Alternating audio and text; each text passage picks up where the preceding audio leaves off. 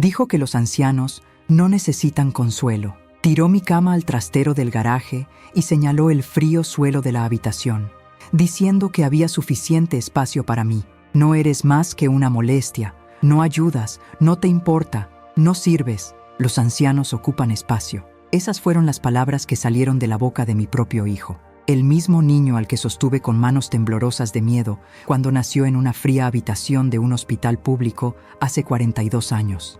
Esa noche, mientras los nietos dormían en habitaciones con ventanas cerradas y mantas calientes, yo me acurruqué en el suelo, sintiendo que mis huesos se rompían por el frío. Intenté sacar la vieja colcha que sobraba, cosida por mí misma durante uno de los años más oscuros de mi vida. Una vida que creen conocer, pero no tienen idea. Cuando la casa quedó en silencio y solo el zumbido del frigorífico rompió el vacío, lo oí.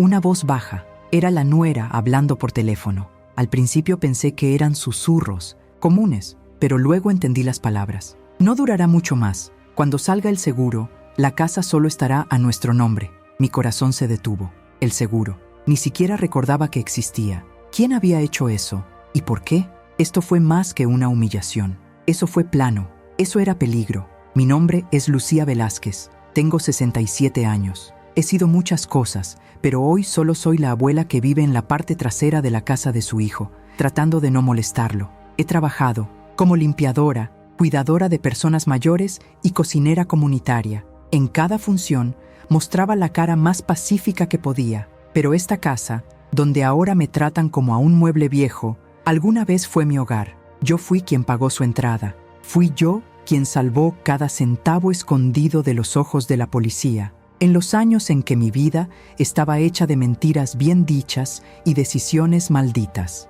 Nunca le dije a mi hijo de dónde venía el dinero que sustentaba sus estudios. Me inventé que recibía una pensión de un fallecido ficticio. Hoy dice que yo no hice nada por él. Eso simplemente se interpone en el camino, que envejecer es diferente a pudrirse y que yo soy la segunda opción.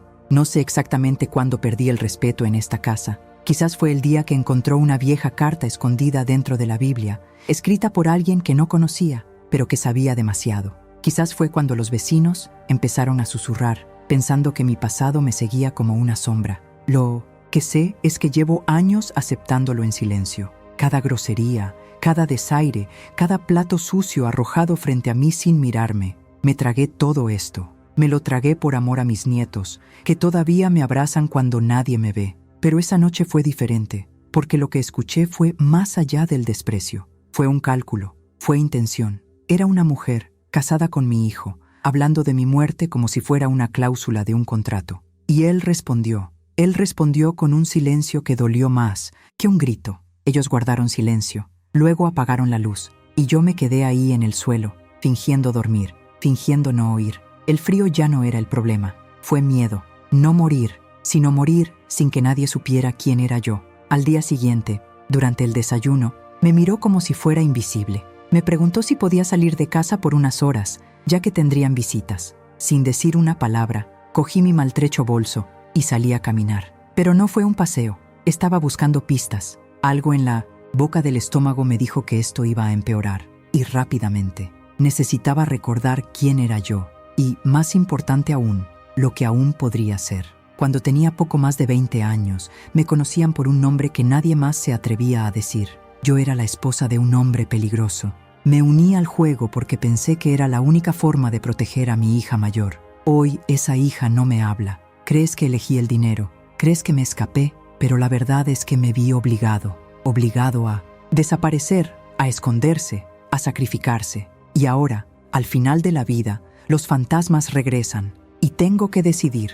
¿Me quedaré callado una vez más o finalmente lo contaré todo? Si estás viendo esta historia y alguna vez has sentido que la edad se ha convertido en sinónimo de debilidad ante los ojos de los demás, quédate aquí conmigo. Si alguna vez tu propia familia te ha silenciado, humillado u olvidado, esta historia es para ti. Aquí en el canal Emotion of Age demostramos que nunca es tarde para recuperar la dignidad. Nunca. Incluso si has pasado por un infierno que nadie puede imaginar. Así que deja tu me gusta, activa la campanita y suscríbete, porque lo que viene no es la historia de una víctima, Es la historia de alguien que fue arrojado al suelo y decidió levantarse, incluso con huesos viejos, incluso con el alma cansada. Lo que escuché esa noche fue solo el comienzo. Y créanme, lo que descubrí después fue mucho peor. Hay cosas que solo entendemos después de los 60. Hay traiciones que solo duelen cuando provienen de la nuestra.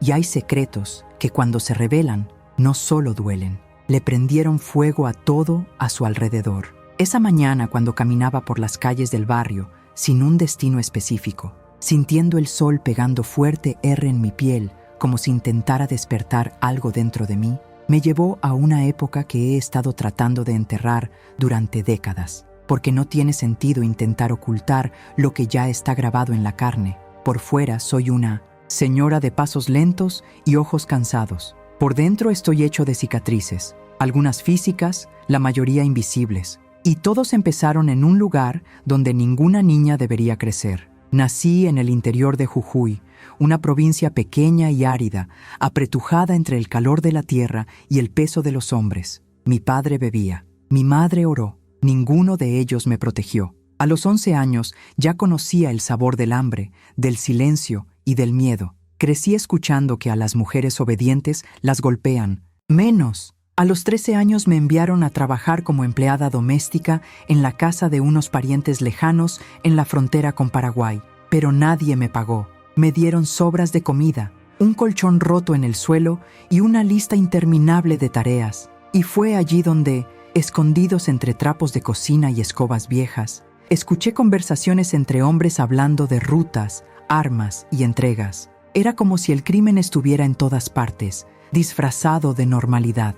A los 17 años conocí a Javier. Me llamó Estrella. Me dijo que yo era más que eso, que me iba a sacar de ahí. Tenía 29 años y la sonrisa de alguien que ya había hecho muchas cosas mal y sobrevivió. Me dio ropa nueva, buena comida y una cama de verdad. Solo más tarde descubrí el precio. Javier era responsable de mover dinero sucio entre cuentas en Argentina y España, usando nombres falsos, empresas fantasma y mujeres jóvenes como yo para cargar maletas y asumir la culpa si algo salía mal. Hice mi primer viaje. Cuando tenía 18 años, fui en bus a Buenos Aires con una maleta que me dijeron que no abriera. Cuando llegué, gané $1000. Era más de lo que jamás había visto en mi vida. Ese dinero se utilizó para pagar las pruebas de mi madre, que llevaba meses tosiendo sangre. No pude salvarla. Murió 2 meses después, pero con sábanas limpias y sopa caliente. Javier me dijo que esto era solo el comienzo. Y así fue.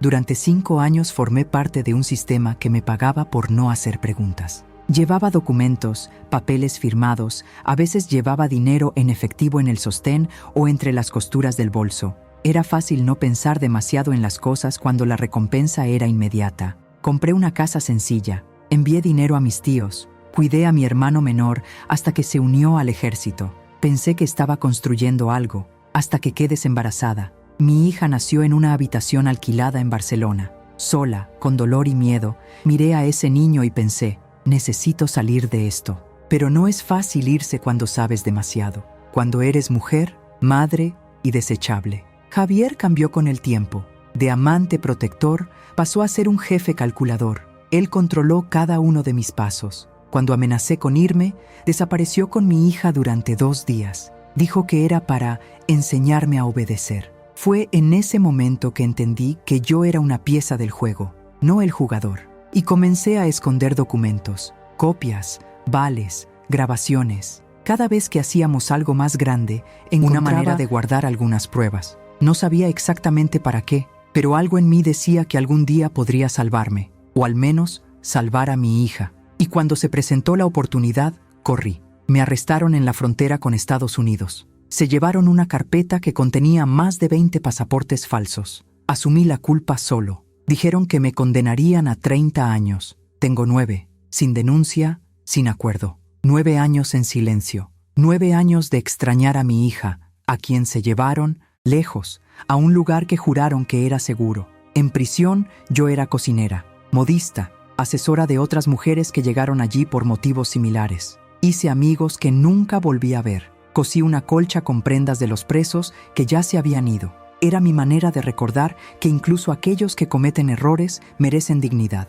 En el último año de mi condena, recibí una carta escrita a mano por mi hija, como derecho. Dijo que estaba bien, pero que prefería no verme. Eso me destruyó más que la celda. Cuando me fui, cambié mi nombre. Utilicé los pocos documentos reales que me quedaban. Me fui a otra ciudad, donde mi hijo me recibió como si fuera una tía lejana. Dije que había vivido en el extranjero. Trabajó como empleada doméstica. Nadie preguntó mucho. Él tenía 12 años y pensaba que yo era una mujer decente.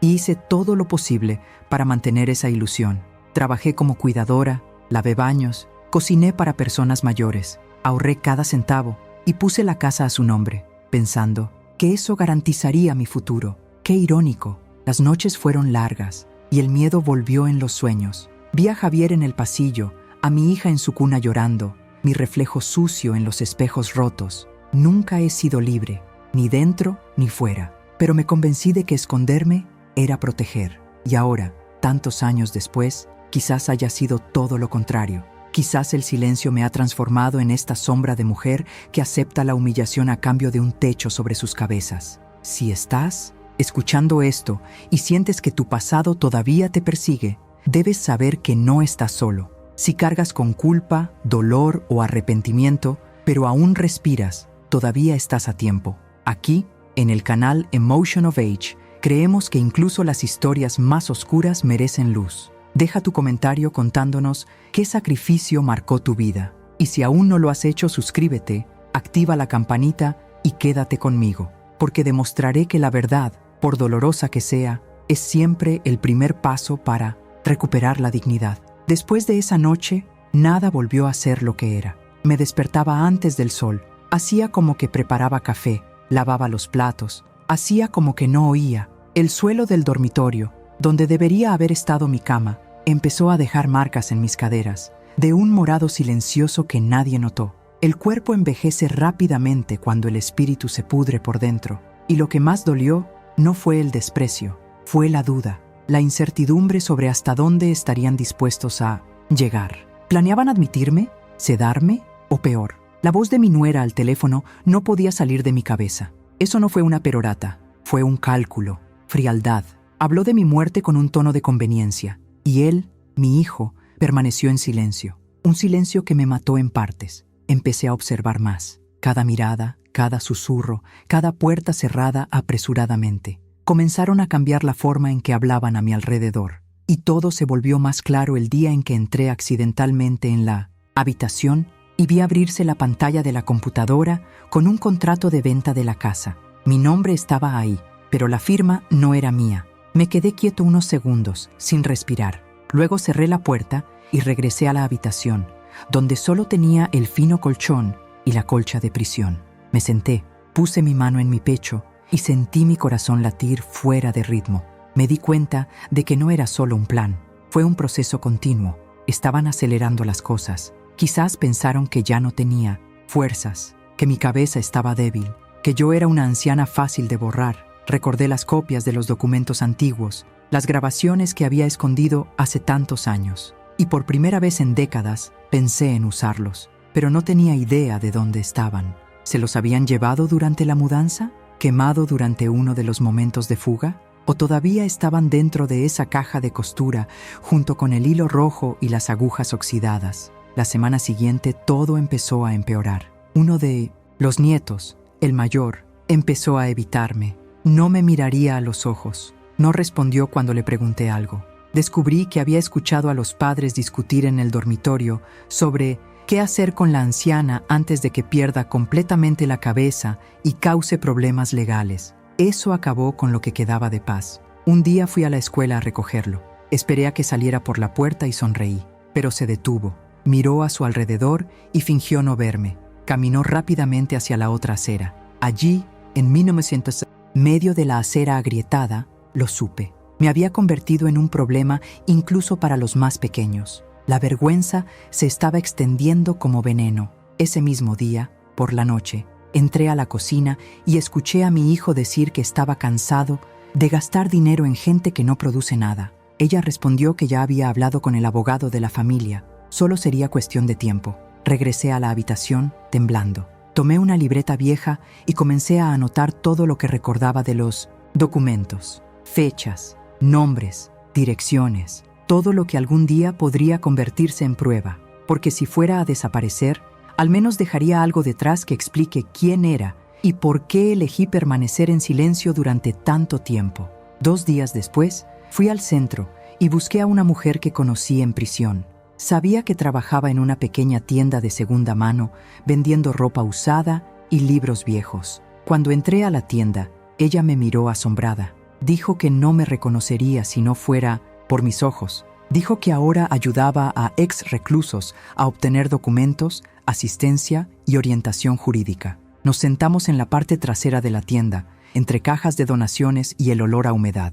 Le dije todo. Ella guardó silencio. Luego me tomó la mano y dijo que no era la única, que muchos de nosotros, después de toda una vida intentando arreglar lo que estaba roto, fuimos tratados como basura por aquellos a quienes más protegíamos. Me dio el número de una joven abogada, hija de un ex presidiario. Ella me dijo que tal vez ella podría guiarme. Regresé a casa con el corazón más apesadumbrado, pero con algo nuevo, impulso. Por primera vez en años, sentí que no estaba completamente sola, pero todavía había miedo y dudas. Por la noche recibí una visita inesperada, la hija que abandoné. De la nada, apareció en la puerta. Ella se enteró, no sé por quién, de que yo estaba pasando por dificultades. Ella no quería entrar. Él se quedó afuera, mirándome con ira y tristeza. Dijo que no. Vendría a pedir perdón. Dijo que solo quería mirarme a los ojos y ver si todavía era humana. Intenté explicarle, pero las palabras se ahogaron.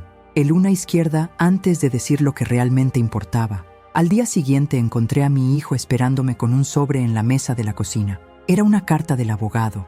Me pidió que firmara un documento en el que se le transfiriera definitivamente la propiedad de la casa, alegando cuestiones de seguridad y estabilidad. Me quedé en silencio. Dijo que era mejor para todos, que estaba demasiado confundida, olvidando cosas, provocándome problemas, que ya era hora de dejar de pretender estar a cargo de algo. Si has llegado hasta aquí y sientes que, como a mí, ya te han dejado de lado como si tu historia no valiera nada, entonces comenta a continuación. Escribe desde dónde estás mirando, porque esta historia no es solo mía, es de todas las mujeres que lo dieron todo, y cuando ya no tenían nada que dar, fueron tratadas como una carga. Regístrate, activa la campanita y deja tu me gusta, porque lo que viene a continuación demostrará que nadie debe subestimar a una mujer que sobrevivió a la prisión, al hambre, a la culpa y al silencio. Estaba a punto de recordar quién era, y se arrepentirían de intentar borrarme.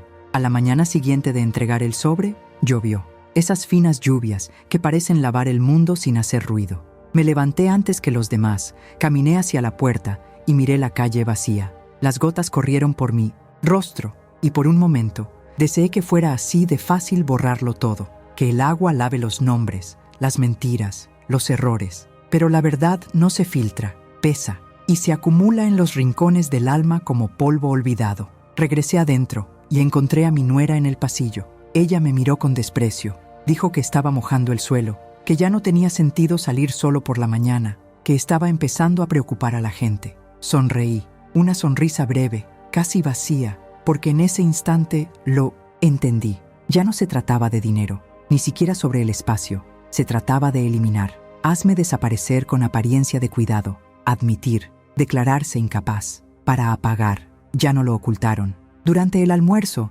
mi hijo colocó los papeles sobre la mesa. Dijo que era una simple autorización, solo para garantizar que la casa fuera segura, que nadie pudiera manipularme. Repitió estas palabras como si estuviera leyendo un guión, y por primera vez lo miré directamente a los ojos. Dudó. La mía. Nuera lo empujó debajo de la mesa. Yo vi. Todo en ellos era un acto. Allí, dentro de la casa que construí con los restos de una vida manchada, yo era un estorbo más con fecha de caducidad.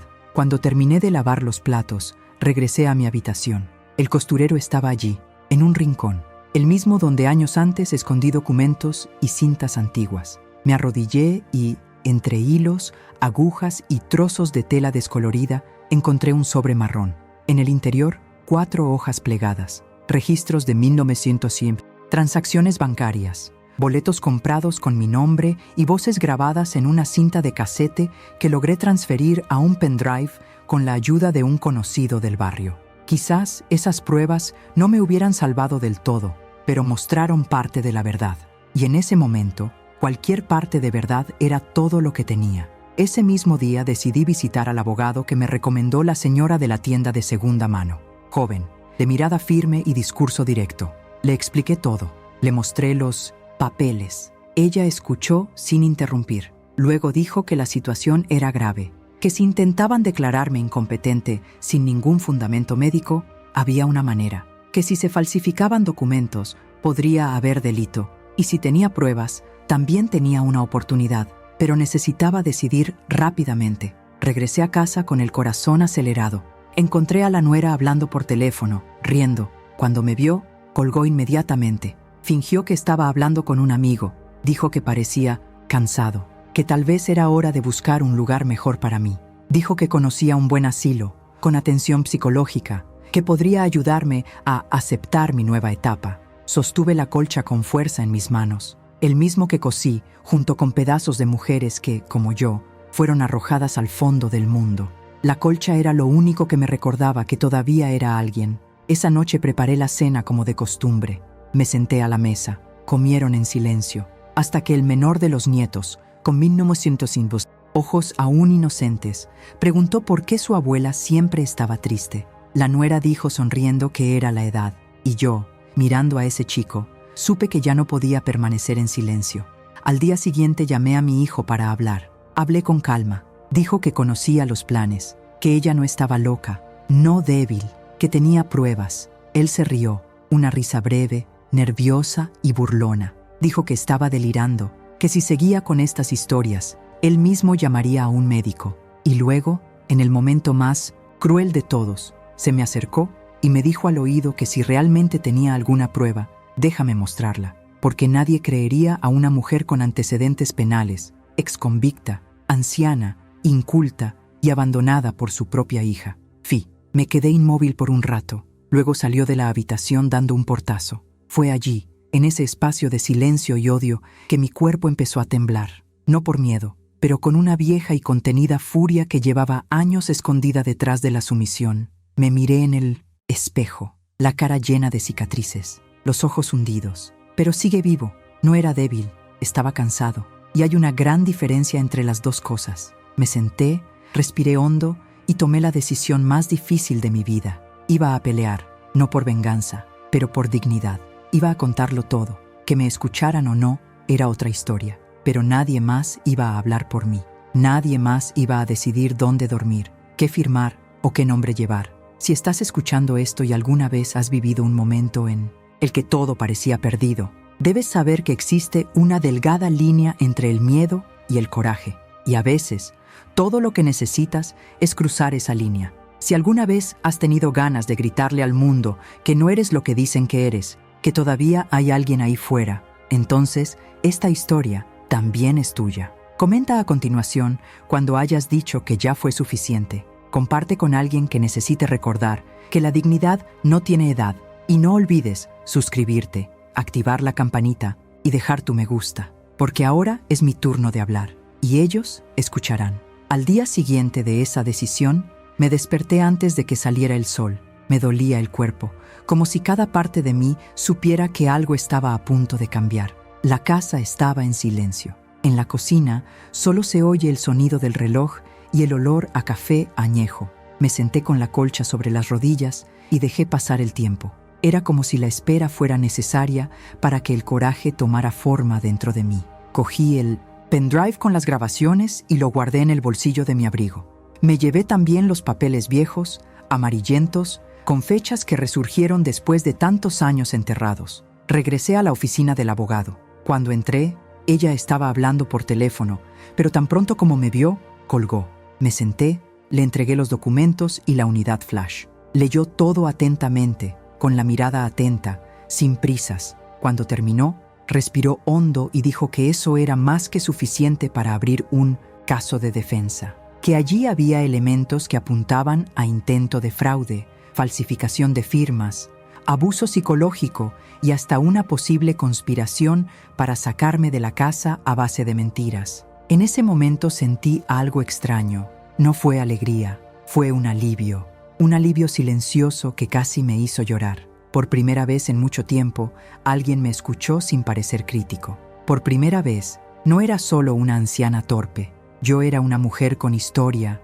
con evidencia, con un pasado. El abogado dijo que necesitábamos un testigo, alguien que pueda confirmar mi lucidez. Le dije al juez que estaba plenamente consciente de lo que estaba pasando. Fue entonces cuando me acordé de la mujer de la tienda de segunda mano. Regresé allí y pedí ayuda. Ella no dudó. Dijo que me acompañaría, que me diría lo que sabía, que me confirmaría que estaba sobrio, lúcido y plenamente consciente de todo. De regreso a la casa, noté una atmósfera extraña. La nuera estaba nerviosa, el hijo estaba más tranquilo que de costumbre. Por la noche oí una discusión ahogada en su habitación. Dijo que algo había salido mal, que tal vez sería mejor dar marcha atrás. Ella insistió, habló de médicos, de informes, de presiones. Ellos sabían que yo lo sabía y estaban tratando de correr contra el tiempo. A la mañana siguiente hice algo que nunca imaginé que haría. Llamé a mi hija, el mismo que dejé cuando aún era pequeño, el mismo que creció pensando que me fui porque quería. La llamada fue corta. Ella respondió en silencio. Cuando la escuché respirar al otro lado de la línea, se me quebró la voz. Dijo que necesitaba verla, que había algo que solo ella podía entender. Ella respondió que no prometió nada, pero que lo pensaría. Colgó antes de que dijera lo que realmente quería, que era disculparme. 2 días después, el abogado presentó una solicitud formal para bloquear la venta de la casa. También adjuntó las pruebas de falsificación y abuso. El proceso fue rápido. El juez otorgó medida cautelar y convocó a audiencia preliminar para analizar los hechos. Cuando recibí la notificación oficial con mi nombre como legítimo, lloré sola en el balcón. No por venganza, sino porque era la primera vez que vi, por escrito, que los tribunales todavía podían considerarme alguien. Esa noche, mientras me sentaba a cenar, mi hijo me miró con odio. Me preguntó qué había hecho. Fingí que no entendía. Se levantó, golpeó la mesa con la mano y gritó. La nuera intentó calmarlo. Los nietos bajaron, asustados. Fue un caos. Entonces, delante de todos, dije en voz baja pero firme que lo sabía todo, que las firmas falsas habían sido entregadas a los tribunales, que los audios quedaron guardados, que ya no era una mujer escondida detrás del silencio. Me dijeron que me callara, dijeron que estaba loco, pero sus ojos temblaron, y ahí lo supe. Estaban con miedo. Al día siguiente recibí un mensaje de mi hija. Ella quería verme. Marcamos en una plaza del centro. Cuando la vi llegar, reconocí su postura, su forma de caminar, la mirada de lejos. Había algo mío allí. Ella se sentó a mi lado, en silencio. Nos quedamos unos minutos sin decir nada. Después me preguntó si todo lo que decían de mí era cierto. Conté, no lo que dijeron, sino lo que realmente pasó. Hablé sobre crimen, prisión, opciones, del miedo, de amor, del abandono. Ella me escuchó sin interrumpir. Al final, dijo que no sabía si podría perdonar, pero ahora lo entendió. Regresé a casa con el corazón destrozado. Había dicho la verdad. Ya no era un secreto podrido escondido tras paredes mohosas. Fue real. Y como era real, dolía. Pero lo liberó. La justicia estaba en marcha. El proceso creció. Y con cada nuevo paso, mi hijo y su esposa perdían el control de la situación. Comenzaron a caminar tensos, evitando mirarme. La nuera desapareció durante 2 días. Cuando regresó, no me dijo una palabra. La semana siguiente recibí la visita de un investigador. Estaba investigando informes de intentos de fraude que involucraban a personas mayores. Dijo que otras mujeres de la región habían vivido situaciones similares. Vio mi documentación, anotó todo y dijo que mi informe podría ayudar a otras personas. Eso me dio un propósito, un motivo para continuar. Si estás siguiendo esta historia y ya has sentido que la verdad quedó enterrada bajo capas de silencio, deja tu comentario, escribe la palabra justicia, porque la justicia, cuando comienza, tiene el poder de sacudir viejas estructuras. Suscríbete al canal, activa la campanita y deja tu me gusta, porque lo que viene ahora no es solo el enfrentamiento con ellos, es el reencuentro conmigo mismo. Y esta vez nadie me hará callar. El día de la audiencia me desperté antes de que sonara el despertador. No dormí en toda la noche. Pasé horas mirando al techo.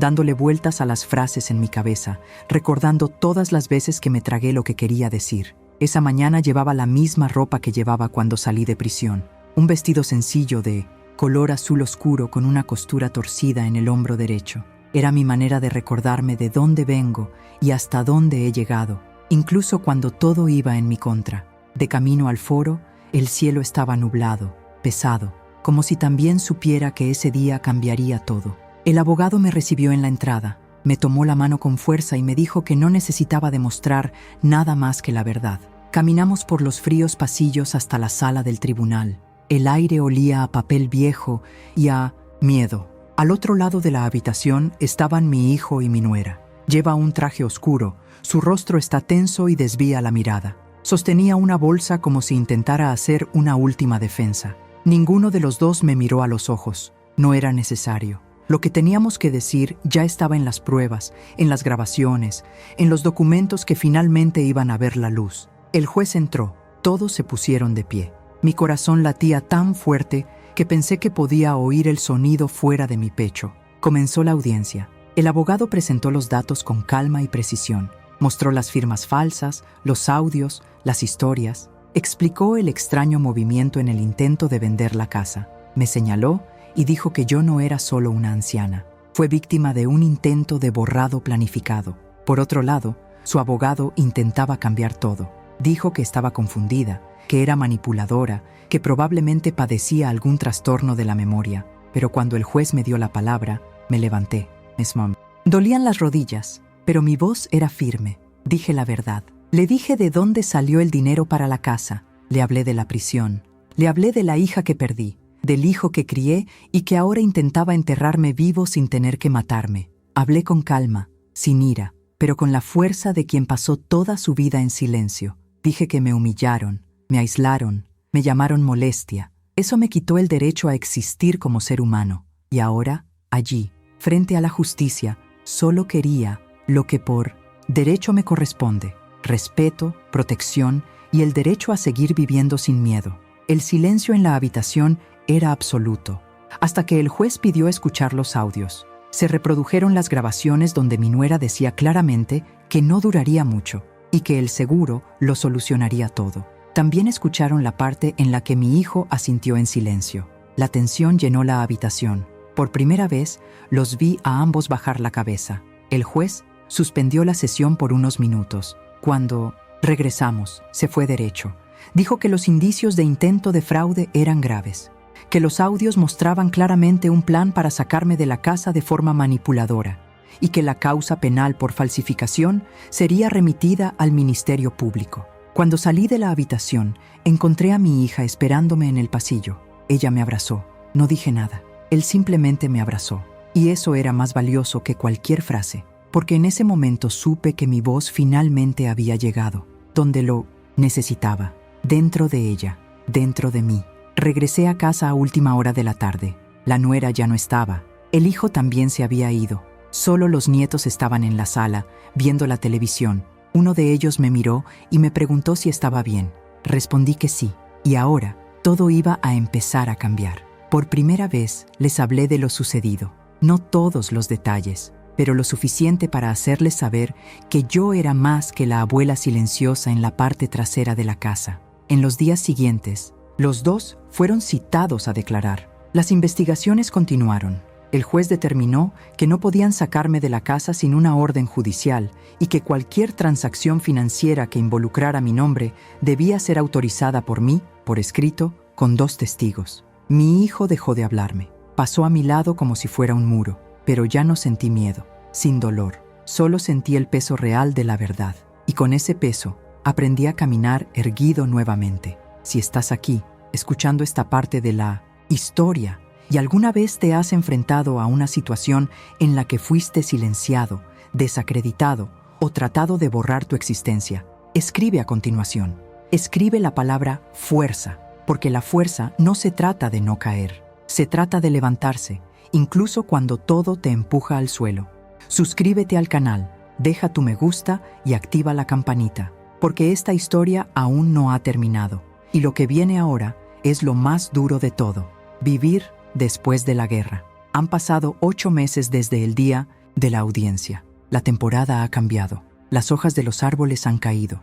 Los días se han acortado y yo, por primera vez en mucho tiempo, respiro sin el peso de esconderme. Sigo viviendo en la misma casa, pero no en el mismo lugar. La diferencia está dentro de mí. La habitación donde antes dormía en el suelo ahora tiene una cama nueva y firme, con una manta azul oscuro que me regaló una vecina. La colcha que hice en prisión todavía está conmigo, doblada sobre el sillón, como recordatorio de todo lo que sobreviví. Cada puntada allí cosida lleva el nombre de una mujer que, como yo, fue juzgada por el pasado e ignorada en el presente. Mi hijo se mudó hace 2 meses. Dijo que necesitaba tiempo, distancia, paz. No insistí.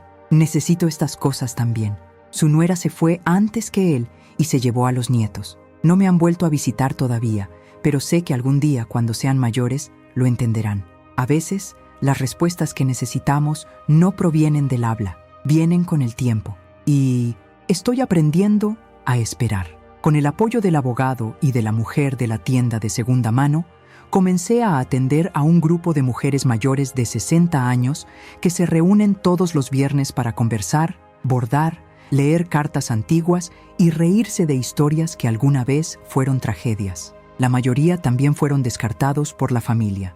Algunos experimentaron violencia, otros fueron olvidados después de criar a sus hijos. Una de ellas fue pastora durante 40 años, hasta que le diagnosticaron Alzheimer precoz y la iglesia la abandonó. Todos tenemos algo en común. Sobrevivimos al silencio. Con la ayuda del grupo, aprendí a usar mi teléfono celular con más confianza. Me hice una cuenta en una red social de videos cortos, donde, con un perfil anónimo, cuento partes de mi historia. No doy mi nombre. Solo uso mi voz. Hablo como quien escribe cartas al pasado. Y, para mi sorpresa, miles de personas escuchan. Comentario. Compartir. Algunos me escriben diciendo que ellos también han sido silenciados, quienes se vieron en mí, que por mi culpa decidieron hablar. No esperaba nada de esto, pero tal vez eso sea lo que llaman un nuevo comienzo. Hoy vivo de una cantidad mensual garantizada por decisión judicial, además de una pequeña pensión de invalidez. No es mucho, pero es suficiente. La casa ahora vuelve a estar a mi nombre, con restricciones legales que impiden futuros intentos de fraude. Cuido las plantas del jardín, tengo un pequeño huerto con albahaca, romero y tomates. A veces vendo especias secas a vecinos e iglesias de la región. No es el dinero lo que cambia tu vida, pero es una señal de que todavía puedo construir algo con mis propias manos. Mi hija me visita una vez al mes. Ven despacio, sin promesas. Nos sentamos en el balcón, tomamos té y hablamos de todo lo que podemos. No siempre tocamos el pasado. A veces simplemente hablamos de las flores que compró, la telenovela que vio, el libro que terminó, pero el silencio entre nosotros ya no es un muro, es solo espacio. Y el espacio es también una forma de cuidado. El otro día me dijo que tal vez alguno de sus nietos quisiera conocerme.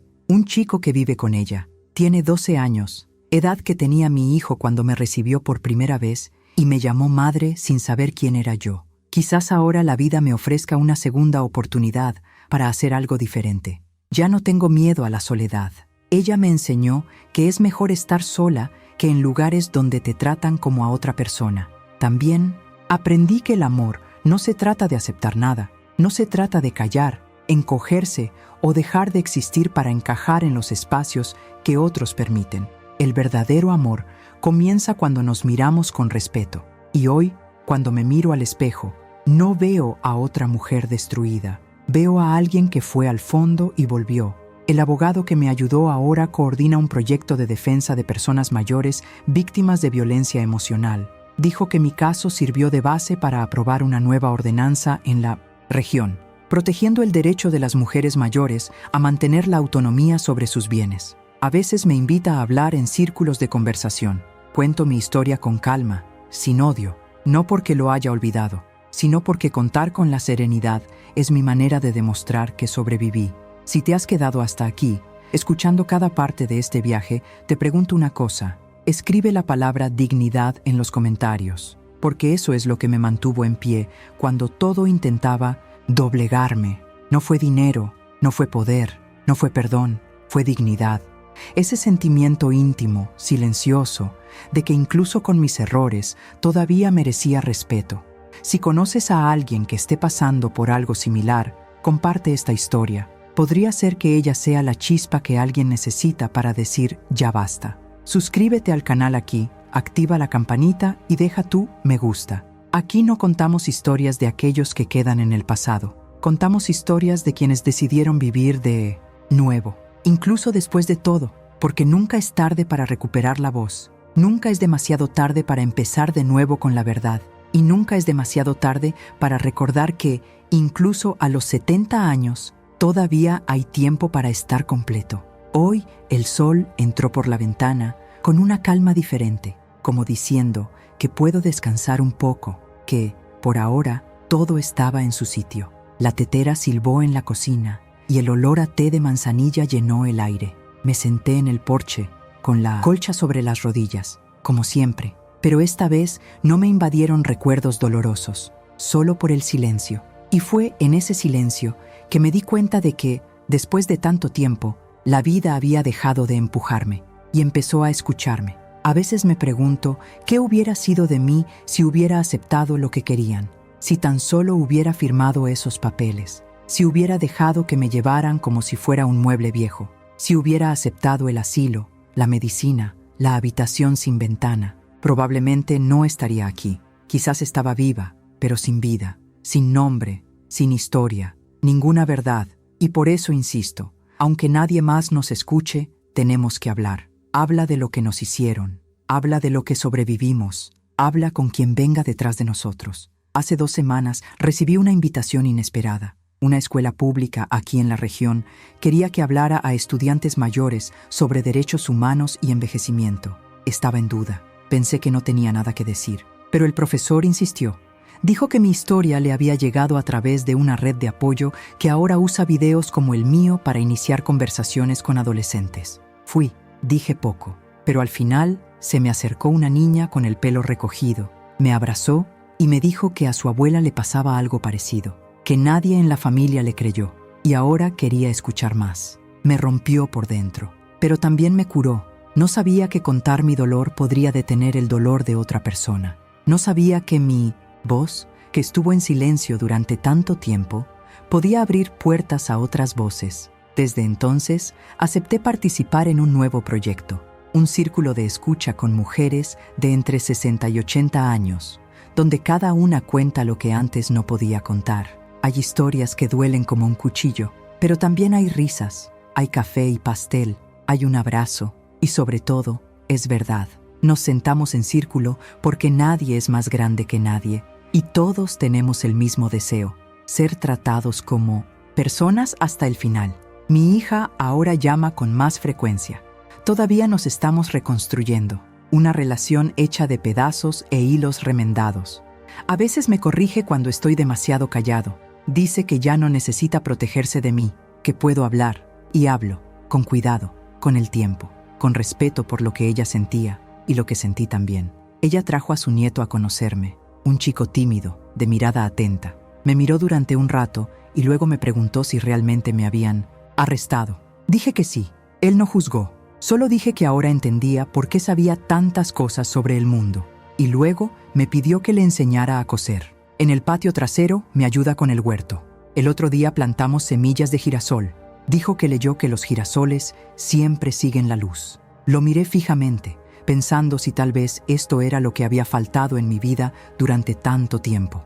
Luz. Ahora entiendo que, incluso en la oscuridad, si tenemos a alguien que nos ve, basta con resistir.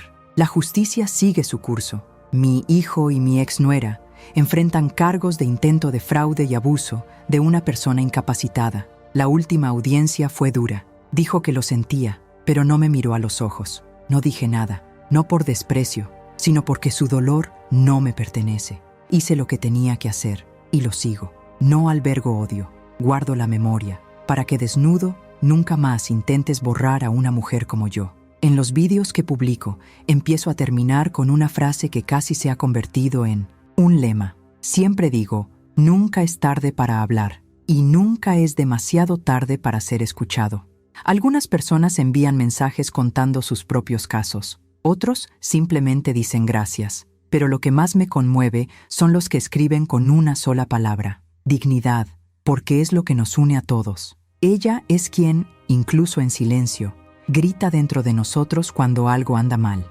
Si has llegado hasta aquí y has sentido que esta historia, de alguna manera, tocó lo más profundo de ti, ahora escribe la palabra esperanza, porque es con ella con quien quiero terminar esta parte de mi vida. No con amargura, sin miedo, pero con la esperanza de que lo que viví ayude a otras personas a no tener que pasar por lo mismo. Que mi voz siga resonando, incluso cuando ya no esté aquí. Suscríbete al canal, activa la campana, comparte esta historia con aquellos que guardan silencio. Y recuerda siempre, nadie es demasiado pequeño para merecer respeto. Ninguna edad es demasiado tarde para empezar de nuevo. Y ninguna verdad es insignificante cuando proviene de un corazón que aún late. El otro día me preguntaron si me arrepiento de todo. La pregunta vino de una mujer joven que me escuchó hablar en una biblioteca comunitaria. Tenía ojos curiosos pero firmes. Quería saber si cambiaría algo, si podría retroceder en el tiempo. Me quedé en silencio unos segundos, no porque no supiera la respuesta, sino porque no quería responder apresuradamente. Y luego dije que si pudiera volver atrás, tal vez hubiera hablado antes. Habría enfrentado la vergüenza, el miedo, la culpa. Habría elegido mi propia voz en lugar de permitir que otros hablaran por mí. Pero no me arrepiento de haber sobrevivido, de haber mentido para proteger a quien amaba, de haber hecho lo que pensé que había que hacer cuando nadie más me ofrecía una salida. Desde ese día he pensado mucho en la diferencia entre culpa y responsabilidad. La culpa es una cadena, nos frena, nos silencia. Responsabilidad, no. Ella tiene un peso justo. Lo llevamos, lo aprendemos y luego se lo devolvemos al mundo en forma de sabiduría. Hoy, lo que hago es no pagar una deuda. Es devolver, con conciencia, lo que aprendí en el dolor. Y este regreso me da paz. El grupo de mujeres con el que me encuentro ha crecido. Ahora somos más de 30. Algunos llegan callados, desconfiados, con los hombros encorvados y las manos escondidas en el regazo. Pero después de unas semanas, hablan. A veces cuentan historias que ni siquiera sabían que estaban escondidas. Una de ellas dijo que, al escuchar mi historia, tuvo el valor de denunciar a su nieto que la estaba agrediendo físicamente. Otra logró recuperar el control de su propia cuenta bancaria, que estaba siendo utilizada sin el consentimiento de su yerno. Pequeñas cosas para quien lo ve desde fuera, pero enormes para quien vive en la oscuridad. Organizamos una especie de taller de memoria. Cada uno escribe partes de su propia vida en trozos de tela. Luego cosimos todo en grandes paneles de colores. Las llamamos mantas de dignidad. Cada punto es una declaración. Cada línea es un grito cosido con calma. Ya hemos tenido 3 exposiciones y en todos vi gente llorando frente a los cuentos bordados. Personas que nunca imaginaron que detrás de una dama de cabello blanco podría haber un pasado tan denso, tan lleno de luchas, pérdidas y decisiones difíciles. También comencé a participar en reuniones virtuales con mujeres de otros países. Hablamos por vídeo, en portugués, en español, a veces en silencio con la mirada. Una señora de Valencia me dijo que, cuando vio mi vídeo, por primera vez sintió que no estaba sola. También fue juzgada por algo ocurrido hace 40 años. Dijo que nunca más pudo acercarse a su hija. Ahora quieres escribir una carta. Y pidió mi ayuda. Lo estamos haciendo juntos. Con cada historia que escucho, entiendo que mi dolor no es aislado. Es parte de un tejido más grande. Un tejido que fue desgarrado por décadas de silencio, pero que ahora comienza a ser cosido con manos firmes. Manos de mujeres que se niegan a desaparecer sin dejar rastro. No por vanidad, pero por la justicia, de memoria, por la dignidad. Mi hija ahora sonríe más a menudo cuando me ve. Traiga libros, comparta recetas, pregunte sobre el jardín. El otro día me dijo que se arrepiente de haber tardado tanto en volver. Dije que su momento es el momento adecuado. Y lo más importante no es cuando volvamos, sino que no abandonemos el camino. Mi nieto menor escribió un ensayo en la escuela sobre la persona más valiente que conoce. Elígeme. Cuando leí el texto, lloré. Dijo que le enseñé que el coraje no es luchar con fuerza, sino hablar con la verdad. Qué coraje es continuar incluso después de haberlo perdido todo. Y que quiere ser alguien que nunca permita que una persona sea silenciada. La justicia contra mi hijo y mi ex nuera aún está en curso. No deseo el mal, pero tampoco quiero silencio. Quiero la verdad por cumplir. Y que el sistema entienda que la violencia emocional y el borramiento de las personas mayores son verdaderos delitos. Eso dolió, que dejan marcas, y es necesario combatirlos con el mismo rigor que cualquier otra forma de abuso. Si has llegado hasta aquí y sientes que tu historia también contiene partes silenciadas, escribe la palabra memoria en los comentarios, porque de eso se trata ahora. Mantener viva la memoria de quiénes fuimos, quiénes somos y todo lo que tenemos que soportar para permanecer aquí. Y si esta historia te ayudó a pensar en alguien que podría ser demasiado callado, compártela. A veces, un video como este puede ser la única ventana que tiene esa persona para volver a escucharse a sí misma. Suscríbete al canal, activa la campana, deja tu me gusta. Aquí, cada historia contada es un puente tendido entre quienes eran invisibles y quienes aún tienen algo que decir. Y recuerda, la dignidad no es un premio, es un derecho que nadie me quitará. Últimamente he estado pensando con más calma en el final, no el final como tragedia o como castigo, sino el final como parte natural de la trayectoria. Ya no pienso en la muerte con miedo, sino con responsabilidad. No quiero irme dejando confusión, deuda, silencio o dolor. Quiero que sepas cuando me vaya que había una mujer aquí, toda una mujer. No perfecta, pero sí completa en lo que vivió, en lo que sufrió y en lo que eligió reparar. Empecé a organizar mis papeles. Cogí una caja de madera, de esas que guardan cartas antiguas, y metí todo dentro. Escribí notas a mano explicando qué era cada cosa: el documento de la casa, la voluntad, los datos de contacto del abogado, contraseñas bancarias, información sobre el jardín, por si alguien quiere seguir cuidándolo. También incluí una carta para mi hija y otra para mi nieto, no con consejos, sino con recuerdos, cosas que tal vez algún día tengan sentido para ellos. No quiero dejar un legado, quiero dejarlo claro. También me escribí una carta a mí mismo, una carta que será leída cuando sepa que mi cuerpo no puede más. En él digo que estoy en paz, que perdoné lo que tuve que perdonar, que solté lo que ya no podía cargar y que, sobre todo, pude verme como alguien digno de ser recordado. Esta carta no es para que otros piensen que yo era fuerte. Es para que no me olvide que, a pesar de todas las caídas, seguí caminando. Regresé a visitar el lugar donde fue enterrada mi madre. Han pasado décadas desde que ella se fue, pero solo ahora he podido mirar su tumba sin enojo. Ella no sabía cómo protegerme, es verdad, pero tal vez también fue silenciada por miedos que no sé si puedo imaginar. Escribí su nombre en un trozo de tela sobre nuestra manta de dignidad. Lo cosí con hilo de oro, porque su dolor también era parte de mi fuerza. Honrar el pasado, incluso el más difícil, es un tipo de reconciliación que solo la madurez permite. También hice una lista de las cosas que todavía quiero experimentar. Pequeñas cosas: tomando café en silencio en un parque, escuchar a mi hija, llamarme madre con naturalidad, enseñarle a mi nieto a hacer arroz sin quemar el fondo de la sartén, ver toda una noche de estrellas sin pensar en facturas que pagar. Tal vez conozca a una de las mujeres que cosió conmigo la colcha de la prisión. Dile que sobrevivimos, que nos mantuvimos firmes, que ahora tenemos una voz. También escribí para un programa de radio local.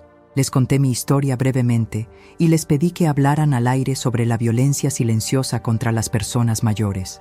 No mencionaron mi nombre, pero leyeron parte de lo que envié. Y después de eso, el teléfono del grupo de apoyo sonó durante días. Mujeres pidiendo ayuda, niños con ganas de entender, cuidadores arrepentidos. Me di cuenta de que a veces un susurro público tiene más poder que un grito privado. Una vecina más joven me preguntó si tengo miedo de morir sola. Respondí que no. He estado solo cuando todos estaban alrededor. Hoy, incluso cuando guardo silencio, sé que hay personas que me escuchan. Tengo nombres. Tengo caras. Tengo gente que me recuerda no como la anciana que estaba en la parte trasera de la casa, sino como la que hablaba, la que resistía, la que inspiraba. Eso es todo lo que necesito. Sé que el cuerpo tiene límites. A veces la rodilla falla, a veces el pecho se aprieta, a veces se pierde el recuerdo, pero eso no me define. Lo que me define Es lo que decidí hacer con lo que viví. Y lo que decidí fue no aceptar el final como un borrado. El final, para mí, será un cierre digno. Un punto final escrito con la misma firmeza con la que aprendí a coser las palabras y los dolores de mi vida. Si has escuchado hasta aquí, te lo agradezco. Quizás eres joven y escuchas por curiosidad. Quizás tengas mi edad o más y estés buscando un espejo. Quizás estás cuidando a alguien que ya no habla, pero que te mira con un dolor que no entiendes. A todos ustedes les digo, miren a esta persona como alguien que todavía es, no como alguien que lo era, porque el fin no es el fin mientras haya presencia, mientras haya verdad, mientras haya alguien dispuesto. Estoy escuchando. Si esta historia te conmovió de alguna manera, escribe la palabra presencia aquí en los comentarios. La presencia es lo que más falta al final de la vida y también es lo que más cura. Suscríbete al canal, activa la campanita, comparte este video con alguien que necesite sentirse visto, porque la dignidad no es morir rodeado de cosas, es morir recordado como alguien que tuvo una voz, que tuvo una historia, que tuvo el coraje de no desaparecer en silencio. Hay cosas que cargamos durante tanto tiempo que ya no sabemos dónde termina el dolor y comienza el hábito. Siempre pensé que lo había contado todo, que no quedaba nada almacenado, pero en los últimos días algo dentro de mí empezó a latir. Un viejo recuerdo amortiguado que quedó olvidado entre las grietas de mi historia. Me resistí, como siempre lo he hecho. Me dije a mí mismo que no era importante, que nadie necesitaba saberlo. Pero la verdad es que lo necesitaba, no para otros, para mí. Era de madrugada, de esas en las que toda la casa está dormida y solo el sonido del viento entra por las rendijas. Me levanté lentamente, sin hacer ruido. Me senté en el borde de la cama, con la colcha sobre las piernas. Saqué una libreta que mantengo escondida entre las hojas, esa donde anoto todo lo que no puedo decir en voz alta. Lo abrí en una página en blanco y comencé a escribir. La mano tembló. La respiración falló. Pero las palabras llegaron, uno tras otro, como si llevaran años esperando este momento. La confesión que hice esa mañana no fue sobre crimen, dinero o traición familiar. Se trataba de culpa. Culpa por una elección que nadie me obligó a tomar. Cuando me escapé con Javier, en los primeros años, cuando todo parecía una aventura, ya sabía lo que hacía. Sabía con quién estaba tratando. Y aún así acepté. No porque me obligaran, sino porque pensé que no tendría otra oportunidad de tener algo. Y ese algo incluía dejar atrás a mi hija. Tenía 4 años cuando la dejé con la hermana de mi madre. Dijo que fue solo por un corto tiempo, que regresaría con dinero, con una casa, con una nueva vida para los dos. Pero lo sabía. En el fondo sabía que no volvería, porque elegí la ilusión de la libertad junto a un hombre peligroso en lugar de la responsabilidad de ser madre con las herramientas que tenía. Escribí esto en mi cuaderno con mano dura. Lloré como un niño, porque decir eso, aunque solo fuera por el papel, era como echar sal en una vieja herida que nunca cicatrizó adecuadamente. Durante años culpé al sistema, a la pobreza, a los hombres, a las circunstancias. Y sí, todo eso tenía peso. Pero en ese momento, escribiendo solo en las primeras horas de la mañana, admití: yo también fui cómplice de mi ausencia. Y eso, más que cualquier sentencia de prisión, es lo que me mantuvo alejado de mí mismo durante tanto tiempo. Al día siguiente llevé el cuaderno al círculo de mujeres. Dije que quería leer algo. Nadie interrumpió. Leo cada palabra, con la voz entrecortada y los ojos llorosos. Cuando terminé, el silencio que siguió no fue de juicio, fue acogedor. Uno de ellos me tomó la mano y dijo que la valentía no se trata solo de enfrentar a los demás, es enfrentarte a ti mismo con lucidez. Llegué a casa más ligero, no porque el pasado haya cambiado, sino porque ahora estaba completo, sin agujeros, sin omisiones. Por la noche llamé a mi hija. Pedí verla al día siguiente. Cuando nos sentamos en el porche, le entregué el cuaderno. Ella dijo que era suya, que podía leer cuando quisiera, o nunca, pero había algo dentro que nunca tuve el valor de decir en voz alta. Sostuvo el cuaderno, me miró durante un largo rato y luego lo abrazó contra su pecho. No dije nada, y no era necesario. A veces el silencio también es la respuesta. Durante los días siguientes seguí escribiendo. No solo recuerdos, sino deseos. Empecé a grabar vídeos para mí.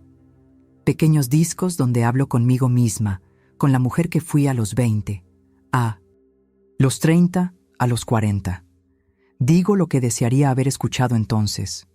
Yo digo que ella no era débil, que ella lo estaba intentando, que hizo lo que creía posible. Estos videos no son para que cualquiera los vea. Son para que, algún día, si olvido quién fui, pueda recordarlo con cariño, con menos juicio, con más humanidad.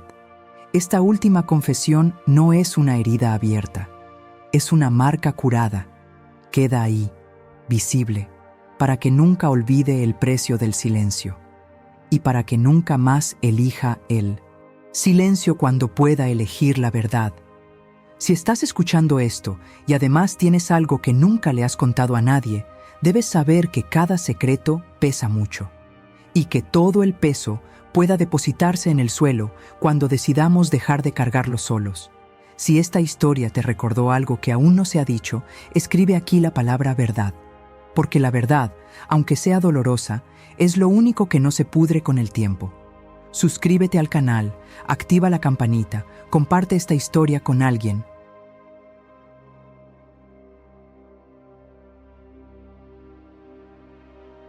Que necesite saber que aún hay tiempo. Hay tiempo para decirlo.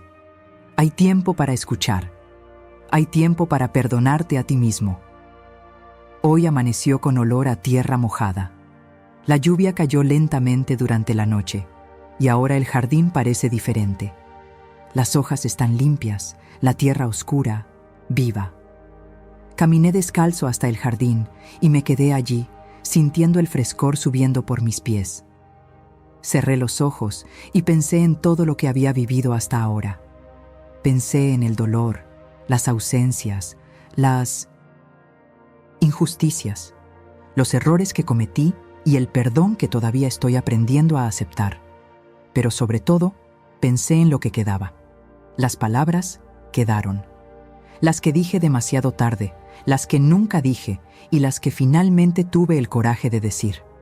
Los nombres que me dolieron quedaron, los rostros que se alejaron, los abrazos que tardaron en regresar.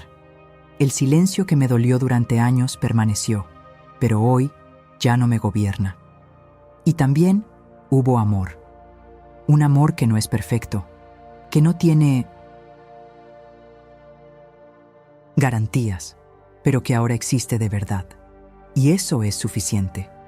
Cuando comencé a contar mi historia, no imaginé que nadie escucharía el final. Pensé que sería otra anciana abriendo su corazón en un mundo que solo escucha gritos y juventud. Pero me equivoqué. Al otro lado de la pantalla encontré gente como yo. Personas que se han caído y levantado más veces de las que pueden contar. Personas que también fueron olvidadas, devaluadas, silenciadas. Personas que sobrevivieron y que, a pesar de todo, sigue creyendo que hay belleza en continuar. A ti que estuviste conmigo hasta ahora, que escuchaste cada bloque, cada pedacito de mi recuerdo, mi más profundo agradecimiento. No es un agradecimiento vacío, de esos que se dicen por cortesía, pero un agradecimiento que sale del alma, porque tal vez no lo sepas, pero cada vez que escuchaste mi voz, cada vez que comentaste, compartiste, escribiste una palabra, me devolviste un poco más a la vida. Y hoy puedo decir, sin miedo, que estoy vivo. No solo respirar, sino existir con dignidad. Mucha gente me dijo que mi historia era demasiado pesada, demasiado triste y demasiado fea para contarla. Pero si algo he aprendido es que lo que no se cuenta se pudre por dentro. Y no quería pudrirme en silencio. Entonces hablé. Te hablé a ti, le hablé al mundo, me hablé a mí mismo. Y, en última instancia, la mayor liberación provino de eso. No la justicia en los tribunales, ni los indultos inmediatos, sino el simple hecho de escucharme y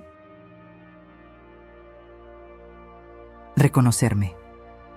La vida está hecha de ciclos. Algunos terminan en silencio, otros en ruido. El mío no terminará ni de gritar ni de callarse. Terminará en paz. Y esta paz no se debe a que todo salió bien. Es porque acepté que no todo tiene que salir bien para que encontremos significado. Hoy lo que me mueve no es lo que perdí, sino lo que dejo atrás. Dejo palabras, dejo un ejemplo, dejo memoria. Y si esto afecta solo a una persona que está pensando en darse por vencida, entonces vale la pena. Eres esta persona. Si hoy te levantaste sintiendo que nadie te escucha, que nadie te ve, que tu historia no importa, por favor, no te borres. Eres más de lo que te hicieron. Eres más que el silencio que impusieron. Eres más que el cuarto oscuro, el plato frío, la cama retirada, la palabra cruel. Estás viviendo la historia, y mientras tengas aliento, tienes una opción. Y tu elección puede ser empezar ahora. Mi elección fue no morir en silencio. Y eso cambió todo.